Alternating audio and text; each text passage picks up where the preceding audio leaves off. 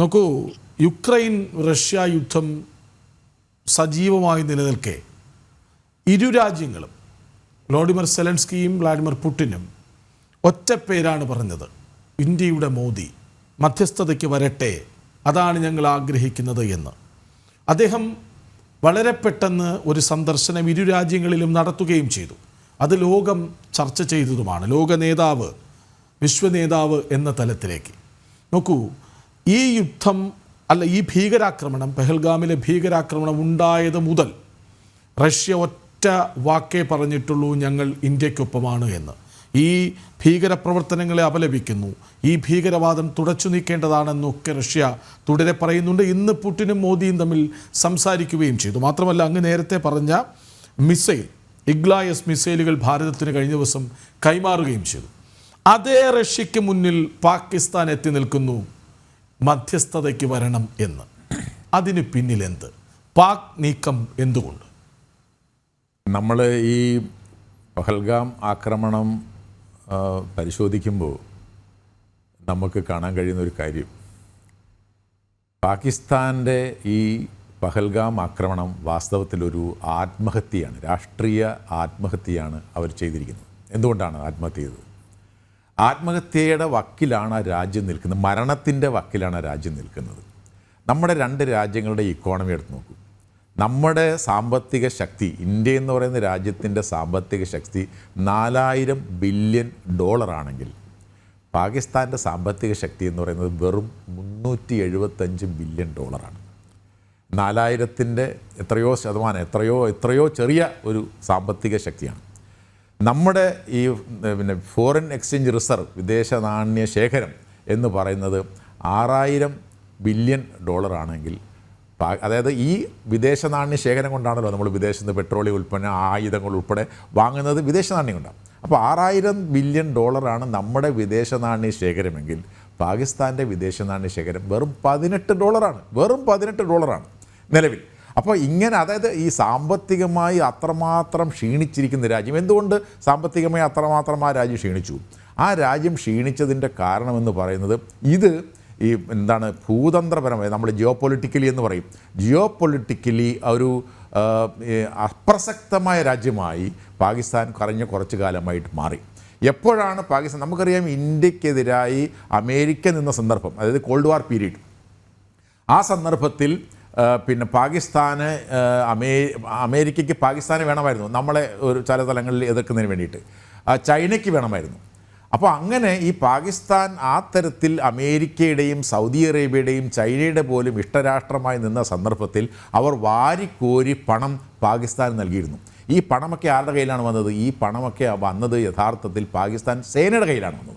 പാകിസ്ഥാൻ സേനയുടെ കയ്യിൽ ഈ രാജ്യങ്ങളിൽ ഈ സേനയ്ക്ക് സാമ്പത്തിക സഹായം നൽകുമ്പോൾ ഒരു പ്രശ്നം, അത് അക്കൗണ്ടഡ് അല്ല. ഈ സേന എന്ന് പറയുന്നത് ഇത്തരം സമ്പത്ത് കിട്ടി തടിച്ച് കൊഴുക്കുന്ന, ഇവിടെ മേജർ രവി പറഞ്ഞതുപോലെ അത് ഫൗജി ഫൗണ്ടേഷൻ ഉൾപ്പെടെയുള്ള അങ്ങനെയുള്ള മേഖലകളിലേക്ക് അവർ വന്നിരിക്കുന്നു. അപ്പോൾ സാമ്പത്തികമായി അങ്ങനെ നിന്ന ഒരു വിഭാഗം ഇപ്പോൾ ഈ താലിബാൻ നിയന്ത്രിക്കുന്ന അഫ്ഗാനിസ്ഥാൻ അമേരിക്ക ഉപേക്ഷിച്ചതോടുകൂടി, ഇവിടെ ഭീകരപ്രവർത്തനം ശക്തമായതോടുകൂടി അമേരിക്കയ്ക്ക് ഇപ്പോൾ പാകിസ്ഥാന് വേണ്ടതായി മാറിയിരിക്കുന്നു. അതുകൊണ്ട് തന്നെ ഒന്നാം ട്രംപ് അധികാരത്തിൽ വന്ന സന്ദർഭത്തിൽ തന്നെ പറഞ്ഞു, ഇനി പാകിസ്ഥാന് നമ്മൾ സാമ്പത്തിക സൈനിക സഹായം നൽകേണ്ട ആവശ്യമില്ല, നമ്മൾ നിർത്തിയിരിക്കുന്നു. ഒന്നാം ട്രംപ് ഭരണകാലത്ത് പറഞ്ഞിരുന്നു. അപ്പോൾ അതിന് ശേഷം ഈ പാകിസ്ഥാൻ ആഗ്രഹിക്കുന്ന തരത്തിലുള്ള സാമ്പത്തിക സഹായം പാകിസ്ഥാനിൽ വരുന്നില്ല. 1. 2, പിന്നെ അമേരിക്ക കഴിഞ്ഞാൽ ആരാണ് പാകിസ്ഥാനെ ഏറ്റവും അധികം സഹായിക്കുന്നത്? സാമ്പത്തികമായി സഹായിക്കുന്നത് സൗദി അറേബ്യയാണ്. അപ്പോൾ സൗദി അറേബ്യയും ഇതുപോലെ തന്നെ കൂടുതൽ, അതായത് എസ്പെഷ്യലി മുഹമ്മദ് ബിൻ സൽമാൻ അധികാരത്തിൽ വന്നതിന് ശേഷം അവർ വിഷൻ 2025 2030 എന്നൊക്കെ പറയുന്ന പദ്ധതികളുമായി അവർ മുമ്പോട്ട് പോകുമ്പോൾ, സൗദി അറേബ്യ എന്ന് പറയുന്ന രാജ്യത്തിൻ്റെ വികസനമാണ് വളരെ ശക്തമായിട്ട് മുന്നോട്ട് കൊണ്ടുപോകേണ്ടത്, മറ്റുള്ള രാജ്യങ്ങൾക്കല്ല സാമ്പത്തിക സഹായം നൽകേണ്ടത് എന്നൊരു ചിന്തയിലേക്ക് വരികയും അവരും സാമ്പത്തിക സഹായം നിർത്തുകയും ചെയ്യുന്നു. പിന്നുള്ളത് പാകിസ്ഥാനാണ്, ചൈനയാണ്. നമുക്കറിയാം, ചൈന പാകിസ്ഥാൻ ഇക്കണോമിക് കോറിഡോർ എന്ന് പറയുന്ന ഒരു പദ്ധതി. ആ പദ്ധതി നമ്മൾ ശ്രദ്ധിക്കേണ്ട കാര്യം എന്ന് പറയുന്നത്, ഇന്ത്യൻ പാക് ഒക്കുപ്പൈഡ് കാശ്മീർ, ആസാദ് കാശ്മീരിലൂടെയാണ് പോകുന്നത്. ആ ആസാദ് കാശ്മീരിലൂടെ പോകുന്ന ആ പദ്ധതിക്ക്, അതുകൊണ്ടാണ് നമ്മുടെ ഗിൽജിത് സ്കാർദു മേഖലയിലൂടെ അവരുടെ പിന്നെ ഈ ബെൽറ്റ് റോഡ് ഇനിഷ്യേറ്റീവ് പദ്ധതി പോകുന്നത് കൊണ്ടാണ് നമ്മളതിനെ പ്രധാനമായിട്ടും നേർത്ത ഒരു കാര്യം. അപ്പോൾ അങ്ങനെയുള്ള സ്ഥലത്തൂടെ പോകുന്ന $60 ബില്യൺ, 60 ബില്യൺ അത് പിന്നെ $100 ബില്യൺ വർദ്ധിപ്പിച്ചു ചൈന. അപ്പോൾ ആ തരത്തിൽ സാമ്പത്തിക സഹായം പിന്നെ കിട്ടുന്നത് ചൈനയിൽ നിന്നാണ്. ഇപ്പോൾ എന്താ അവിടുത്തെ സ്ഥിതി? ഇപ്പോൾ ഈ ബലൂചിസ്ഥാനാണ് പ്രധാനപ്പെട്ട ഈ പിന്നെ ഡെവലപ്മെൻറ്റ് പദ്ധതികൾ നടക്കുന്നത്. അവിടെ ഈ നിരന്തരം ബലൂജി ലിബറേഷൻ ആർമി ഈ ചൈനീസ് പട്ടാളക്കാരെ കൊല്ലുന്നു, ചൈനീസ് വർക്കേഴ്സിനെ കൊല്ലുന്നു, ചൈനീസ് എഞ്ചിനീയർമാരെ കൊല്ലുന്നു. ഇങ്ങനെ പദ്ധതികളൊന്നും നടത്താൻ കഴിയാത്ത തരത്തിൽ അവിടെ ഈ പ്രതിസന്ധികൾ ഉണ്ടാകുന്നതോട് കൂടിയിട്ട് പല പദ്ധതികളും ചൈന നിർത്തിവെച്ചിരിക്കുന്നു. ചൈന ഇപ്പോൾ പഴയതുപോലെ സാമ്പത്തിക സഹായം നൽകുന്നില്ല. അപ്പോൾ ഈ തരത്തിൽ പിന്നെ സാമ്പത്തികമായി ദുർബലമാകുന്നു, രാഷ്ട്രീയമായി ഒറ്റപ്പെടുന്നു. അങ്ങനെ സാമ്പത്തികമായി ദുർബലമാവുകയും രാഷ്ട്രീയമായി അന്തർദേശീയ തലത്തിൽ തന്നെ ഭീകരതയുടെ പേരിൽ തന്നെ ഓൾറെഡി ഒറ്റപ്പെടുകയും ചെയ്ത പാകിസ്ഥാൻ ഒരു സന്ദേശമാണ് ഇതിലൂടെ, ഈ പഹൽഗാം ആക്രമണത്തിലൂടെ നൽകാൻ ശ്രമിച്ചത്. എന്താണ് ആ സന്ദേശം? അവർ ഈ ആക്രമണത്തിലൂടെ പറയുകയാണ്, ഇപ്പം ഈ പറഞ്ഞ തരത്തിൽ അമേരിക്ക ശ്രദ്ധിക്കാതെ വന്നതോടുകൂടിയിട്ട്, സൗദി അറേബ്യ ശ്രദ്ധിക്കാതെ വന്നതോടുകൂടിയിട്ട്, ചൈന ശ്രദ്ധിക്കാതെ വന്നതോടുകൂടിയിട്ട് ഇന്ത്യയും പാകിസ്ഥാനെ അവഗണിക്കാൻ തുടങ്ങി. നേരത്തെ പിന്നെ പല സന്ദർഭങ്ങളിലും പാകിസ്ഥാനെ പരിഗണിച്ചിരുന്ന ഇന്ത്യ ഈ അടുത്ത കാലത്ത് ഒരു ഗൗരവമായി എടുക്കുന്നതേയില്ല.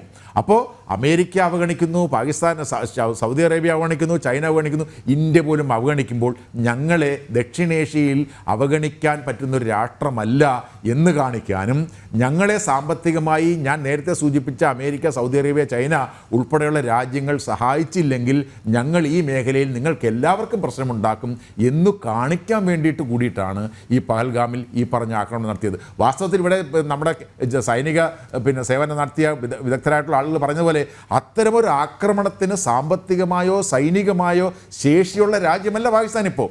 പക്ഷേ എന്തുകൊണ്ട് അവർ ചെയ്തു? അവർ ചെയ്തത് ഈ പറഞ്ഞ ലക്ഷ്യങ്ങൾ, ഞങ്ങൾക്ക് സമ്പത്ത് വേണം, ഞങ്ങൾക്ക് സഹായം വേണം, അന്തർദേശീയ ശ്രദ്ധ ഞങ്ങൾക്ക് വേണം. അതായത് മാതാപിതാക്കൾ ശ്രദ്ധിക്കാത്ത ഒരു കുട്ടി എപ്രകാരമാണോ കൊള്ളരുതായ്മ ചെയ്യുന്നത്, അതുപോലെ ഈ അമേരിക്കയും സൗദി അറേബ്യയും ചൈനയും ഒന്നും ശ്രദ്ധിക്കാത്തതുകൊണ്ടും പിന്നെ ഇന്ത്യയെ അവഗണിക്കുന്നതുകൊണ്ടും എന്നാൽ പിന്നെ ഞങ്ങൾ കാണിച്ചു തരാം എന്ന് പറഞ്ഞ തരത്തിലുള്ളൊരു ആത്മഹത്യാപരമായ ആക്രമണമാണ് ഇവരിവിടെ നടത്തിയിരിക്കുന്നത്.